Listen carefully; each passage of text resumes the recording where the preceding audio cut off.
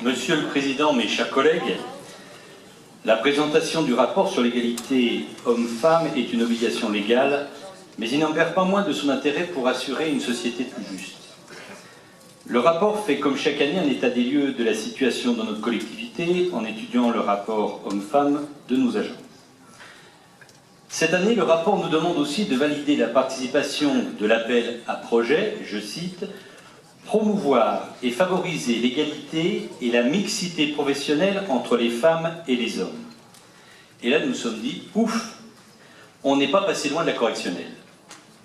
Imaginez un peu si l'appel à projet avait été intitulé « promouvoir et favoriser l'égalité et la mixité de votre structure entre les femmes et les hommes », eh bien là, nous n'aurions pas pu répondre.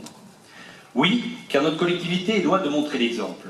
Surtout la tête de l'exécutif qui a fait le choix de s'asseoir sur l'égalité homme-femme, car la parité de l'exécutif, ce n'est pas une obligation légale à la métropole de Lyon. Donc, comme ce n'est pas obligatoire, vous ne faites pas le choix de respecter la parité. On voit bien comment vous pensez l'égalité homme-femme, entre guillemets, un carcan législatif, plutôt qu'une chance d'une société fondée sur les valeurs de respect. Alors, on a essayé de comprendre pourquoi.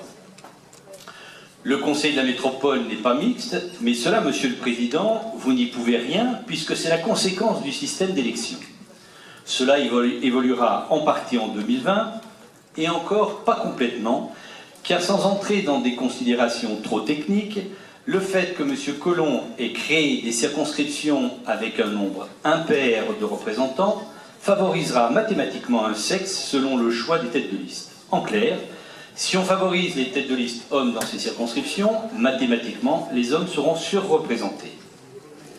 En revanche, votre exécutif n'est pas paritaire et cela relève bien de votre seul choix, puisqu'il est issu d'une élection uninominale.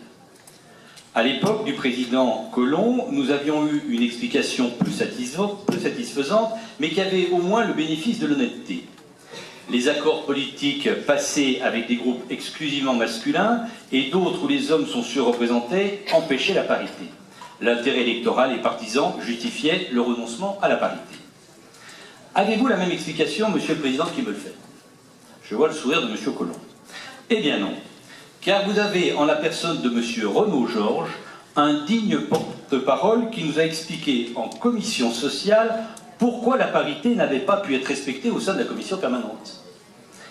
S'agissant non pas d'une vraie commission permanente, mais en fait d'un exécutif déguisé, il apparaissait normal que celle-ci soit constituée autour de personnes qui cumulent, je cite, à la fois la confiance du président de la métropole et des compétences pour assurer les fonctions de l'exécutif. Et donc, au regard de ces deux critères, M. Georges nous a expliqué qu'il était normal qu'il y ait moins de femmes, car plus dur pour elles de remplir ces deux critères. Il y a eu des réactions un peu mouvementées au sein de la commission, et je vois que celle-ci perdure au sein de notre hémicycle. On savait déjà que le Nouveau Monde n'avait rien à envier à l'Ancien Monde, et c'est finalement pire. Il peut n'avoir rien à envier au Moyen-Âge. Je vous remercie.